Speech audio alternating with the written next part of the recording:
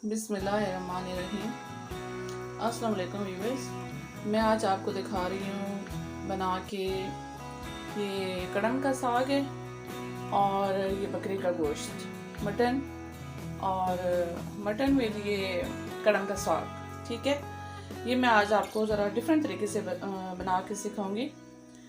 तो बकरे का गोश्त, तो सॉरी मैंने गलती से कह दिया, दुम्बे का गोश्त है ये। इससे मैं इसकी अपनी चर्बी में बनाऊंगी, बिल्कुल ऑयल और घी वगैरह नहीं डालना है इसमें। इसको मैं इस तरह बना के आपको दिखाऊंगी कि आपको बहुत ये एक इसका अलग सा टेस्ट होगा और वो आपको बहुत मज़ा आएगा। आप भी कहेंगे कि बंदा ये तो रोज़ ही बनाए। तो मैं प्रोसीजर करती हूँ और आप देखें। इंग्रेडिएंट्स में साथ साथ ही बताऊँगी। मैंने सारा कुछ साथ करने का फैसला किया कि एक अलग रख के वो दिखाने का कोई फ़ायदा नहीं होता। तो इससे बेहतर है कि मैं आपको सारा साथ साथ बताऊं कि अब मैं ये करने लगी हूँ, अब मैं ये आपको दिखाती हूँ या ये बनाती हूँ। इस तरह जैसे जैसे साथ डालूँगी आपको पता चलता जाएगा और वो इस तरह ही मैं साथ आपको दिखाती जाऊँगी। सबसे पहले मैंने इनको अच्छी तरह से धो के साफ़ कर लिए। और ये पालक, ये जो कड़म का साग होता है ये बहुत ही होता है, इसमें रेत बहुत होती है और इसको आपने इस तरह शावर से इस तरह करना है कि ताकि ये सब जगह पे, जिनके पास मतलब ये शावर वाला नहीं उन्हें लगाया हुआ, टूटी भी है तो उसको भी आपने इस तरह करना है कि बाल्टी, देखिए कि मैंने नीचे इसके एक बाल्टी पानी वाली रखी हुई है, छोटी सी परात रख ली है और उसके ऊपर मैंने ये रख लिया।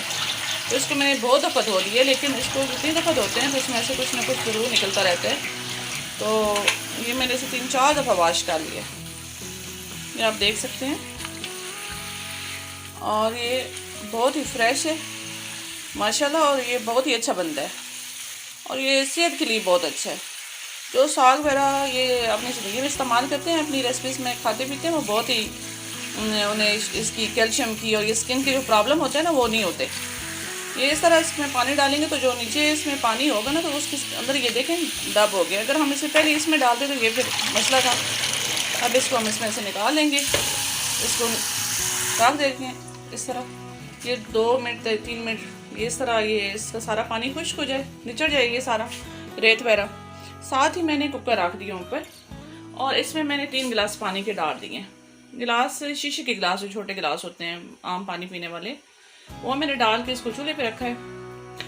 और अभी मैं इसका ये करूँगी कि इसमें सबसे पहले मैं डालूँगी दुम्बे का गोश्त। इसे मैंने अच्छी तरह साफ़ कर लिए। ये इसमें जो चर्बी थी वो मैंने अलग नहीं की, चर्बी में मैं साथ ही डालूंगी। ये गोश्त पकेगा ही चर्बी में, इसमें हम ऑयल नहीं डालेंगे। और अब ये भी अच्छी तरह हो चुका होगा। हाँ देखें इसमें पानी बिल्कुल नहीं आ रहा है, ये बिल्कुल साफ़ हो गए और ये देखें कितना साफ़ और फ्रेश है। साथ में आपको इनकी टिप्स भी देती जाऊंगी कि किस तरह हम बनाएं तो कैसा अच्छा लगेगा और कैसा अच्छा नहीं लगेगा। अब इसमें मैं ये डालूंगी, मैंने साग भी, ये कड़म का साग बहुत ही फ्रेश है और आजकल इसका मौसम है और मैं आपको एडवाइस करूंगी कि ये बहुत ही अच्छा है, ये आप ज़रूर बनाया करें। कड़म से मली बादी भी दूर होती है और बॉडी में ये एनर्जेटिक भी है। दूसरी बात है कैल्शियम वगैरह इन सागों में बहुत होती है। कोई भी साग ले लें, सारे साग ही बहुत अच्छे होते हैं और फ्रेश लें और फ्रेश ही खा लें बस बना के। 1 दिन में 2 दिन में, ये इस तरह नहीं कि फ्रिज की नज़र ना करें मेरी तरह। मैं पहले बहुत बना लेती थी इकट्ठा करके 3-4 मतलब वो लेके, तो गड्डियाँ तो उनको मैं कट के तो बॉयल करके फ्रीज रख देती थी फ्रीज़र में। तो अब मैंने सोचा कि ये फजूल एफर्ट है, बेहतर है कि इसको फ्रेश ही रखा जाए, इतना इसमें करने की ज़रूरत नहीं है इसमें। अभी इसे ये पानी बॉयल पहले ही हो रहा था तो अब इसके साथ इसमें और मैंने डालनी है दड़ा मिर्च। दड़ा मिर्च डालूंगी 1 चम्मच, बस 1 चम्मच ही डालूंगी।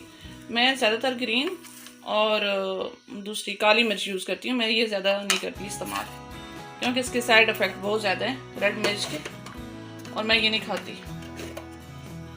बस इसमें मैंने डालनी है हल्दी, 1 चम्मच हल्दी डाल दें और 1 चम्मच आप नमक ही डाल दें। नमक वैसे अगर ज़्यादा अगर करते हैं खाते हैं तो आप 2 चम्मच भी डाल सकते हैं। मैंने ये मीडियम 2 चम्मच इसमें डालूंगी क्योंकि ये असली वाला नमक है जो हम पिसवाते हैं उधर से। ये आयोडीन वाला नमक नहीं है क्योंकि वो बहुत तेज़ होता है और उसमें पता नहीं क्या कुछ मिक्स होता है, इसलिए मैं फ्रेश नमक वो जो होता है पत्थर, उसका पिसा हुआ नमक इस्तेमाल करती हूँ। ये बस ये 4 मैंने चीज़ें इसमें डाल दी हैं और अब इसको मैं करूँगी, इसको बंद कर देंगे, कुकर लगा दूँगी 10 मिनट के लिए। तो उसके बाद फिर मैं आपको दिखाती हूँ कि कुकर के बाद जो उसका प्रोसीजर होगा वो मैं आपको बताती हूँ कि कैसे करना है। तो मिलते हैं फिर, इसको गलाने के बाद देखते हैं।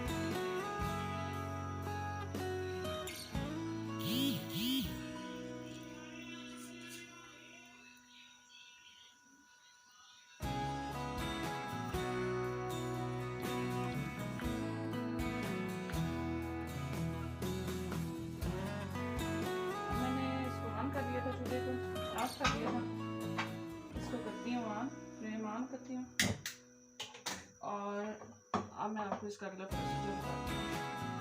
इसमें लाइट पानी रह गया, इसमें ज़्यादा पानी नहीं है अभी इसके अंदर मैं डालूँगी ये सब्ज़ मिर्चें डाल दूँगी, ये 7-8 मैंने डाली है, आप अपने पसंद के मुताबिक डाल सकते हैं। और ये इसमें जाएगी अदरक और लहसुन को छीलने का तरीका भी मैं आपको बता दूंगी कि आप देसी लहसुन यूज़ किया करें और छीलना बहुत ही आसान है, वो मैं आपको बता दूंगी कि कैसे उसको करना है। और ये टमाटर भी इसमें डाल देंगे और प्याज भी डाल देंगे, ये सारा हमने इसमें डाल दिया कुकर में। अब हमें इसका जो फ्लेम है ना वो ज़्यादा कम नहीं करना, बस नॉर्मल रहना चाहिए, जैसे नॉर्मल हम लोग बनाते हैं कुछ हांडी वगैरह पकाते हैं, बहुत ज़्यादा हाई नहीं होना चाहिए बस, क्योंकि हाई में वो मज़ाक़ियत भी सारी ख़त्म हो जाती है और इसका रंग भी ख़राब हो जाता है। इसमें इसका जो कलर है इसका साग का, इसको फ्रेश रखने के लिए इसमें हम डालेंगे थोड़ा सा चुटकी, मतलब 1 या आधी चम्मच का लें, आधी चम्मच से 1/4 चम्मच का लें मीठा सोडा डालेंगे। और ये बेकिंग पाउडर ना डालिएगा, मीठा सोडा अलग होता है, बेकिंग पाउडर अलग होता है। आप मीठा सोडा डालिएगा, उससे इसका रंग बहुत ही फ्रेश रहेगा, लेकिन अभी नहीं डालना क्योंकि आप अभी डालेंगे तो बाकी भी सारी चीज़ें बहुत ज़्यादा वो जल जाएंगी। तो जिस टाइम ये थोड़ा सा हो जाएगा, ये पानी ख़त्म हो जाएगा, एंड पे हम जब इसे भूनेंगे तो 5-10 मिनट पहले डालेंगे। अभी इसका पानी ख़त्म करना है और इसको हम लगाएंगे ऊपर, ढक्कन लगा देंगे, कुकर नहीं लगाना, बस ढक्कन लगा दें ताकि पानी भी निकलता रहे इसका, ये गैस भी निकलती रहे इसकी, कुकर ना लगे और ये इसके अंदर वो सारी चीज़ें जो है ना वो मिक्सअप हो जाए। तो हम इसे देखते हैं कि कितने टाइम लगाता है, या 5 मिनट या 6 मिनट के बाद देखते हैं इसको, फिर मैं आपको बताती हूँ।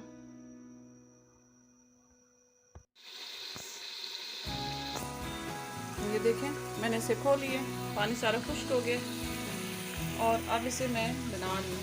ये नीचे पाक हो गया, ये देखें इसमें मैंने ऑयल नहीं डाला। एक चीज़ आपने याद रखनी है कि इसमें ऑयल मैंने बिल्कुल भी नहीं डाला और ये इसको इसी में भूनना है,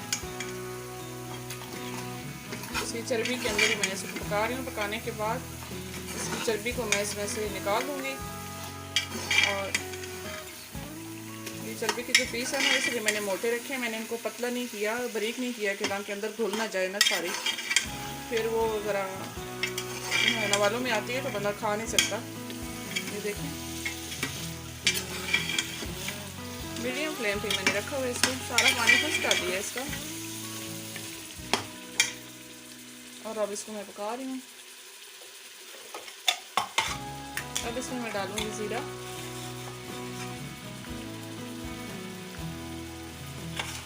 एक चम्मच ज़ीरा बहुत है,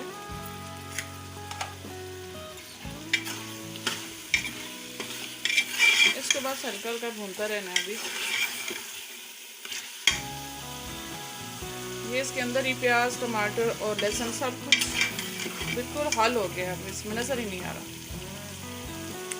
मिक्स हो गया सारा और इसकी चर्बी की वजह से ऑयल बन गया जो चर्बी डाली थी। ये नेचुरल फूड, इसमें बहुत ज़्यादा ताकत होती है और ये कहते हैं कि जो हड्डियों में जो ख़त्म हो जाता है ना गुदा और ये जो थिकनेस ख़त्म हो जाती है हड्डियों में चल चल के और इस तरह, तो वैसे भी खैर बीमारियों से भी ख़त्म हो जाती है।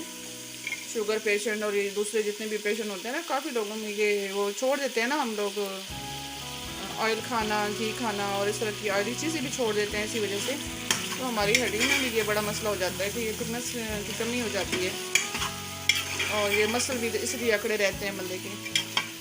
तो वो फिर इससे बड़ा ये जो है एनर्जी आती है, सारी चर्बी रिमूव कर देंगे इसमें से पका के, तो इसको छोड़ देंगे।